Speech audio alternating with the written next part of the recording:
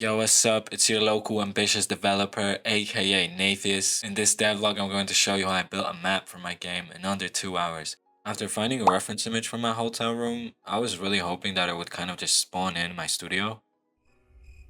Thankfully it did. Unfortunately not all the way though, so I started working on it because I saw that it's missing a couple of things. One of them was the outline, so I quickly resolved that issue. You know me, I don't play around when it comes to it. After finishing the walls and the outlines, I decided to start working on some of the assets for the hotel room. And while working with this dummy, he fell asleep on the job. So, as the responsible adult that I am, I finished it by myself. I was really looking forward to this guy actually helping me. While waiting till he wakes up, I use that time to texture the walls. I use PBR textures. Honestly, the first pack that I found on Toolbox did the job for me. I usually use it for all of my projects. You should use it as well. It really brings up the quality of your build. So after the week or so has passed and the dummy finally woke up, we got started on the window. I highly recommend that you use a dummy or just any player model in general when you're building something like an interior, because it's going to make a huge difference how people feel when they're actually playing your game. If you want your players to feel immersed in your game and actually pay attention to the story and actually feel scared when something scary is happening, then you need to scale your builds properly. Next up are materials. Now, what materials you use, what colors you use, that all depends on what type of game you're trying to make, right? Because if you're trying to make a simulator and just a cash grab that kids play and they steal their mom's credit card to purchase the game passes that you made, which I don't support, but you do what you do,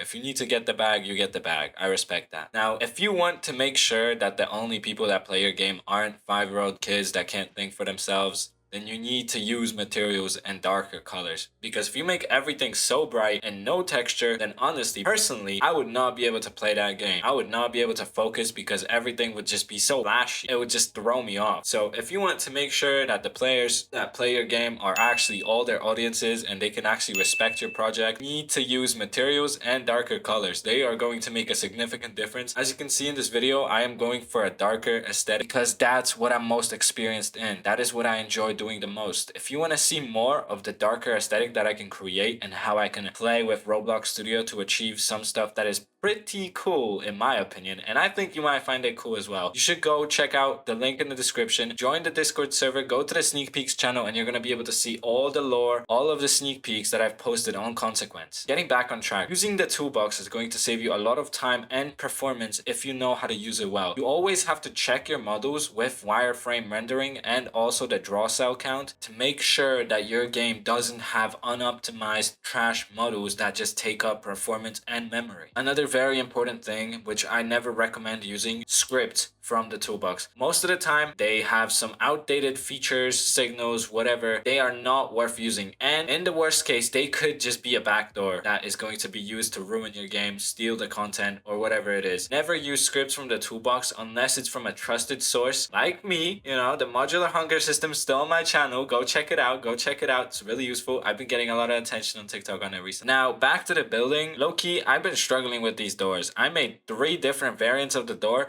so I'm about to show you and you tell me which one do you think I chose.